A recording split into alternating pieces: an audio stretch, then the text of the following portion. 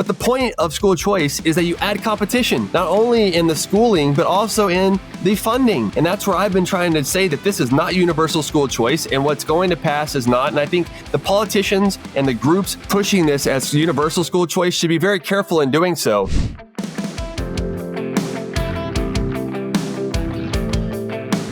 Hello. Welcome to this week's economy. I'm your host, Dr. Vance Ginn. Thank you for joining me again today. Well, as you can tell, I'm not at home. I'm not recording this in Texas. I'm actually on the road in State College, Pennsylvania, recording this on Thursday before it goes live on Monday. But I wanted to bring you some of the latest things that are going on. Had a great presentation here. I was the keynote speaker for the Pennsylvania Aggregates and Concrete Association, PACA, talking about the economy, what it means to their industry and what's happening in construction and other things. And it was just a great discussion overall. I was also in South Carolina this week talking with the state legislature there on how to improve their tax reform bill. They're trying to move to a flat income tax and hopefully get it to zero as quickly as possible. My point is that we need to make sure that there also is spending restraint, as you might expect from me. That's really what I talked about. But I think there are some great things that are going on there and across the states. And I'm also going to talk about Texas and what's happening here and what are the things that are going on in Texas, my home state, but also across what's going on across the country as well. So we've got a lot to get into. So let's go ahead and jump right into it. Remember, you can find all the show notes and more at vanceginn.substack.com. Go ahead and subscribe, whether it's a complimentary version or a paid version. I'd appreciate that too. But that way you get it directly in your inbox every time a new episode comes out, or I send out some of my posts and other things that are going on. I'm trying to bring you as much information as possible. Thank you for joining me each and every week. I really do appreciate it. It means so much to me. I now have at least 35,000 followers and subscribers across my different platforms. I hope that continues to increase. But look, I think it's more about the quality than just the quantity. And that's really important in this process to let people prosper. You guessed it. So let's get right to it, all right? Number one, Texas spending and schooling. In the news, there were three major bills recently passed in Texas. The state's largest two-year budget of $337 billion, which is Senate Bill 1, was passed by both chambers. It will go through conference committee now before it heads to the governor's office. We also had the largest government school funding expansion of at least $8 billion new dollars on top of the $100 billion spent per year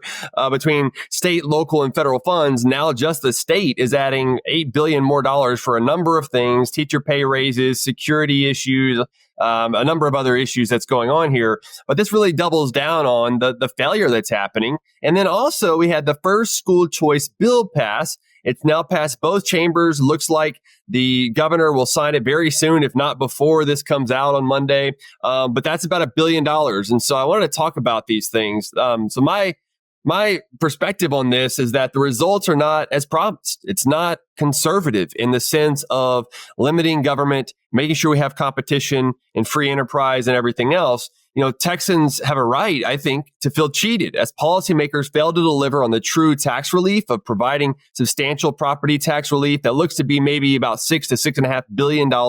And then there's additional amounts in other places.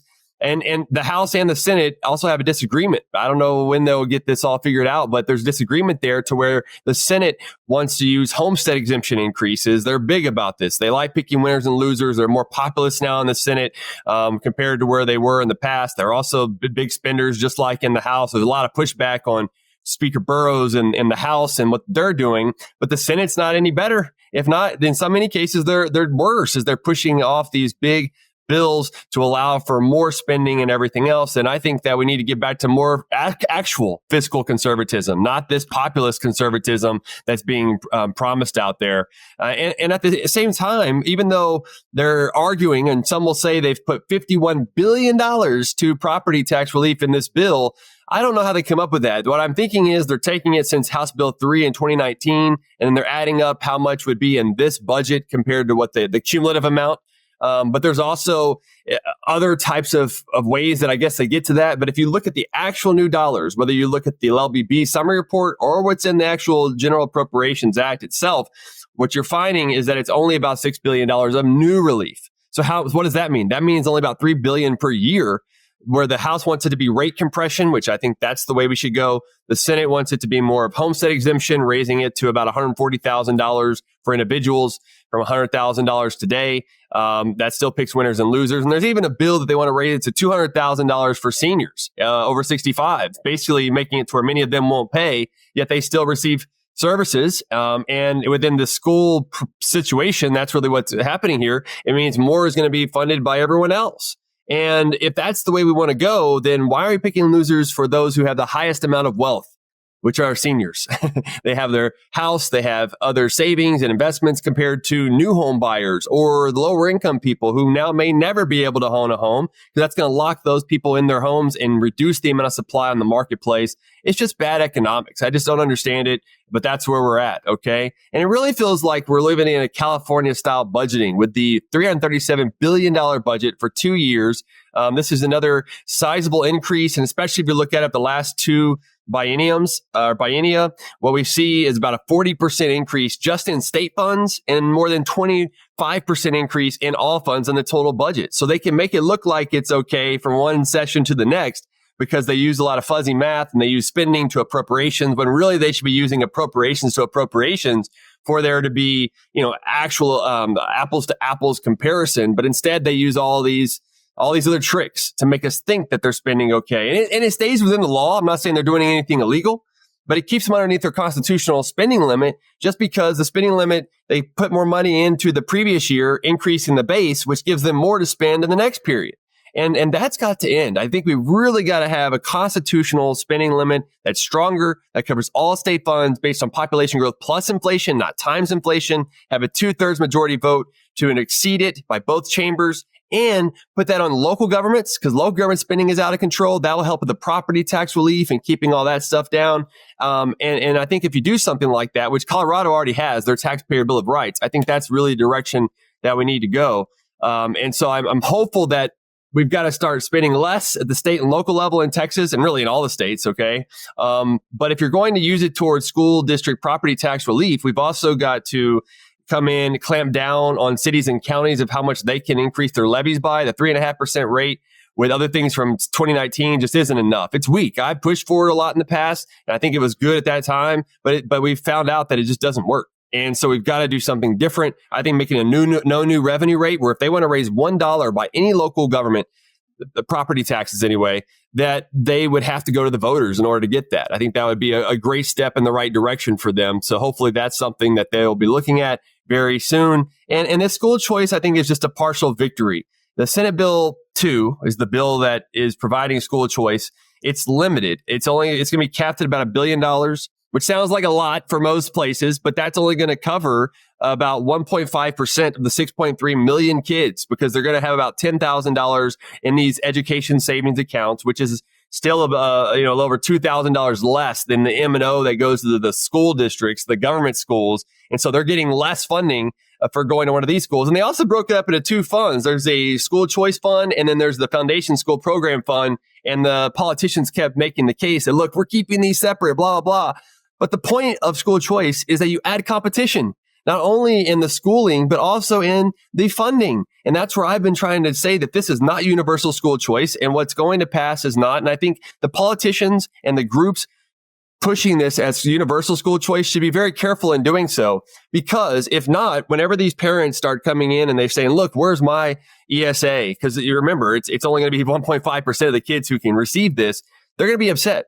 And then at the same time, they put restrictions on the educational organizations, the schools that can come up, and how long it takes them to be accredited, 2 or 3 years. You're also restricting the supply.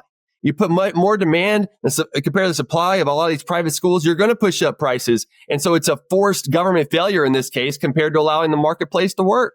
So at the end of the day, and there's other issues I could go through too, but this is a historic school choice bill. I don't want to downsize that or make that not as big as what it is. It is a big thing in Texas. Texas was only one of 2 red states that not have school choice. So I think that is important to get a win in that case of school choice.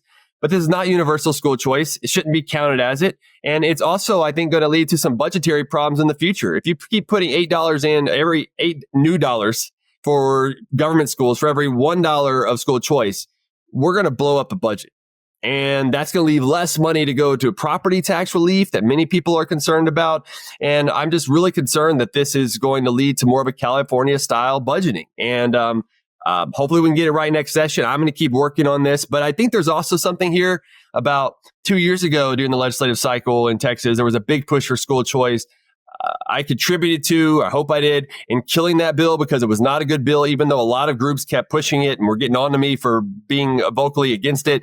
But I'm here to tell you the truth. I don't want to just use, whatever you want to hear and let the donors and others think about that this is the best that there could be. I just don't think that's the case. I think that we got to push policymakers to make the best choices. And that's in my research and what my work is always trying to do of ultimately letting people prosper. So I'll keep giving you the balls and strikes. Let others do the curveballs, whatever they want to do. But I'm going to give that to you here. So please always tune in. All right. Number 2. National spending and taxes. In the news, despite the Department of Government Efficiency's efforts, DOGE, federal spending remains elevated since President Trump took office. While Musk has identified around $150 billion in potential savings, much less than the $2 trillion that he's promised, this is a modest reduction compared to the $6.8 trillion in federal spending that operates largely on autopilot, what I like to call budget inertia. Just take what you did last time, keep increasing it. Additionally, the administration has yet to extend the Tax Cuts and Jobs Act that are set to expire at the end of this year. Recently, small business owners in Dallas advocated for the permanence of these tax cuts during a roundtable hosted by U.S. Senator John Cornyn. My take is this. We've got to rein in federal spending. We don't have a revenue problem. We have a spending problem. And you can't fix this with taxes. And some are saying raise the top tax rate. That's ridiculous. Some are saying, make sure to use this portion of the tax or that portion. I think what we should do, and also putting in place some of these other loopholes or carve outs of income of taxes on tips, of Social Security taxes, of overtime taxes. I think maybe those should be a part of the discussion, but I'd rather move us to a flat income tax and lower rates so everyone can benefit, no matter if you're on Social Security or you have tips or whatever the case, or you work overtime. We should all be paying lower taxes. Singling certain ones out actually makes others losers, and government should not be in the position of picking winners and losers. And so I think we've really got to get back into thinking that spending is the problem. There's a lot of talk about tariffs and other things going on, and I'm worried about that too with the uncertainty it's bringing across the economy. But if we don't get back to talking about how spending is the problem and limiting it to a maximum growth rate of population plus inflation, and in fact, I think we should be cutting first because it's already spending way too much, and then you can start to slow the growth rate. Then we'll be in a much better position to not overtax people. We could foster innovation and economic expansion. It also connects directly with taxpayers, reflecting real world constraints and helping address our country's economic situation. And if we have any surpluses that are going on, they should all be returned to taxpayers, no matter where it's at. No, we haven't had surplus in a long time, but if we ever do, that's where this money should go. And so I think with all these things, we've really got to make sure that we're putting Americans first. Too often we're putting Americans last, in my view, right now. We're not talking about the Trump tax cuts extension and making permanent as much. We're talking more on tariffs, which are just raising taxes on Americans. Let's find ways to also reduce regulations. And if we can get economic growth in place and have spending restraint, we could balance the budget quickly and then maybe have surpluses to return to taxpayers here soon. So we could do something like Colorado's Taxpayer Bill of Rights, where we're reducing rates and compared with giving handouts and refunds. I think that would be a great step in the right direction. But we're not there yet. If we can grow the economy just by 1 percentage point more and also slow the growth rate of spending to population plus inflation, just those two things, or just grow spending at 1% per year, we could balance the budget in 5 years is what my data and research show. So there is definitely a path to doing this. Check out the show notes page where I wrote about all this as well, where you could find that. Number 3, and then this is in the news, the Consumer Financial Protection Bureau, the CFPB, recently released a legal memo outlining its operational stance, stating, quote, the Bureau should not engage in attempts to create price controls, end quote. Yet within its new Section 1033 rule, that's exactly what it's doing, setting the price of private financial data at zero. Nothing is free, right? There's always a cost. And so there's a cost on this as well. So when the government shifts from protecting consumers to controlling markets, the results are harmful. The CFPB, an agency that never should have existed, and hopefully my friend and former boss, Russ Vogt, who's the director of Office of Management and Budget, but he's also leading CFPB, will find a way to really eliminate this rogue agency that's funded by the Federal Reserve's funding and different stuff. And the Fed's already running, deficits. They're running hundreds of billions of dollar deficits. They don't have money to be doing this either. And so they should also be trying to end this harmful Section 1033 data rule as well. Like, the issue is that the CFPB wants to force banks and credit unions to hand over your private financial data to third-party tech firms, mostly fintech startups, without compensation. In other words, the government is demanding that private institutions provide quote-unquote free access to their infrastructure systems and customer data. Bureaucrats call it, quote, consumer empowerment, end quote. It's good words. But in reality, it's regulation-driven theft paid for by everyday Americans. So what's the right approach? If consumers want to share their data, they should be free to do so. However, access to bank infrastructure should be granted through voluntary agreements. Imagine that. But fintech firms should negotiate and pay for it like any other business in a free market. That's how innovation thrives, investment is rewarded, and consumers are truly protected. I have a good post on there that I posted on X and on Substack as well, called "The CFPB's Data Grab is Government Theft and You're Paying the Price." There needs to be more looked at this. Please Russ vote in the CFPB. Number 4, tensions between Trump and Powell. In the news last week, President Trump ramped up pressure on Federal Reserve Chairman Jerome Powell, calling him a quote-unquote major loser and warning that the U.S. economy could stall without lower interest rates. My take is the president's role in monetary policy, it should be very limited. I don't want politicians running the Fed's actions. I don't want the Fed to exist at all, by the way. I think we should get rid of the Fed and allow for markets to set interest rates. But I think it would be even worse to have a president or any politician running the Fed and the monetary policy decisions. That kind of interference risks worsening outcomes even more than the Fed's missteps, because based on politics compared to data, although they're all based on politics in some capacity, okay? The Fed's job is to maintain price stability and maximize employment, even though it should only be to, they really only can control inflation, not employment. But that's part of their dual mandate set by Congress that we need to get rid of. With a bloated $6.7 trillion balance sheet that's still about 75% higher than before the COVID situation and shutdowns, inflation pressures remain high, and they're being made worse by tariffs and unchecked federal spending. So what should happen instead? Instead of pushing for rate cuts, the Fed should focus on reducing its balance sheet. The president, meanwhile, should stick to what he can control, trade and fiscal policy, or at least have some influence on. That means dialing back tariffs and urging Congress to rein in federal spending. A smart fiscal rule tying spending growth to a maximum of population growth plus inflation would help stabilize the budget and help tame inflation. Don't miss my other research on this as well that are all going to be in the show notes page. Number 5, tariffs cause layoffs. In the news, market uncertainty driven by tariffs is already leading to layoffs in American manufacturing. Volvo Group has announced plans to cut 800 jobs, while Mack Trucks expect to lay off 250 to 300 workers. Meanwhile, a Goldman Sachs report projects that Trump's tariffs may create 100,000 new manufacturing jobs, but at the cost of 500,000 other jobs. So, redistribution, trade-offs on net that we would be down 400,000 jobs. Look, my take is this really winning? We're already feeling the consequences of protectionist policies, and it's only going to get worse. Instead of correcting course with stable pro-growth reforms, like I've talked about before, President Trump's sweeping new tariffs attempts to reshape trade, but by brute force. But rather than strengthening the economy, they inject uncertainty, fuel inflation, and raise prices on everyday goods. What winning really looks like, though, is putting Americans first instead of last, reducing government spending, making the Trump tax cuts permanent, streamlining and reducing regulations, and pursuing free trade with our allies. That's how we boost growth, not with tariff wars. All right. I think we need more trade, not less. And I've written about that. Find the show notes page as well. Number 6, politicians play digital parent. In the news, 2 proposed bills in Texas, Senate Bill 2420 and its companion House Bill 4901, would require app stores to verify users' ages, assign minors to their parents' accounts, and block access to the apps unless parental consent is obtained. The bills also mandate sharing sensitive information across platforms to enforce these requirements.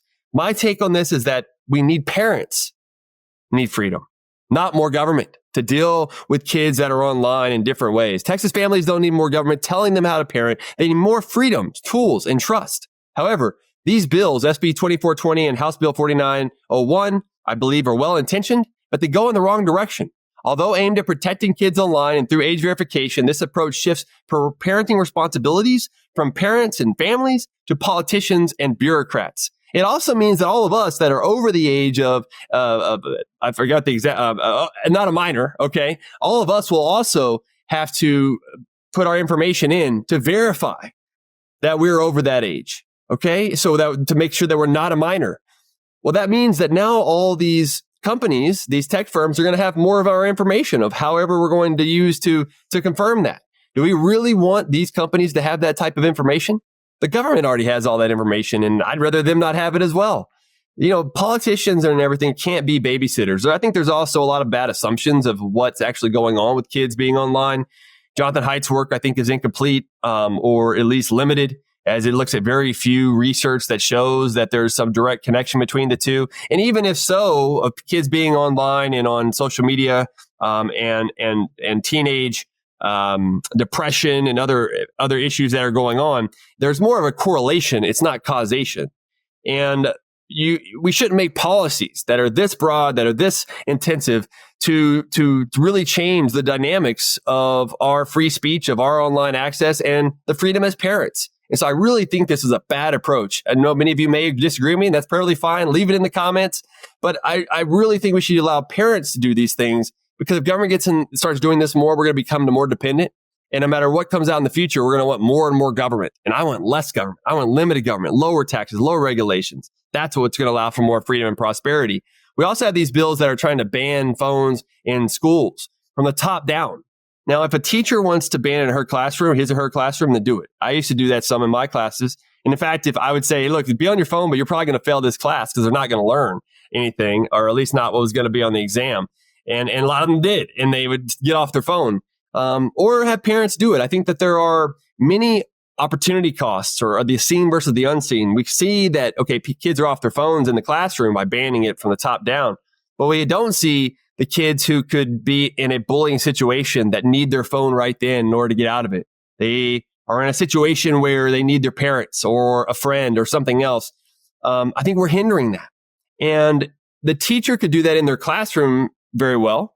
And some schools, if they want to do it that themselves, then sure. But this is another reason why, going back to our points earlier, we need universal school choice to where parents can take their kids wherever they want to go. And if that school wants to allow for phones, then so be it. If they don't, then okay, but that's their choice. I'm also really concerned that in the future, we're going to have a lot more AI and phones and tech, social media. I think all these things we can't just stop progress from happening, which it seems like some people want to do. Is kind of a degrowth agenda in my view, but coming out as a conservative way to stop this stuff. But if we keep minors and others from having the independence and the responsibility on them on how they're going online, like we've had for so long, then what are they going to do when they get out in the real world, when they get a job where they've got to use it? Probably going to set them up not for success, but for lack of success. And that's something that I just can't get on board with, and I'm going to continue to push against. And I'd love to hear your comments about that as well. So that's what I've got for you today. Thank you for joining me in this episode of This Week's Economy. For more insights, visit vanceginn.com and even get greater value with a paid subscription to my Substack newsletter at vanceginn.substack.com. So that's what I have for you today. Until next time, God bless you and let people prosper.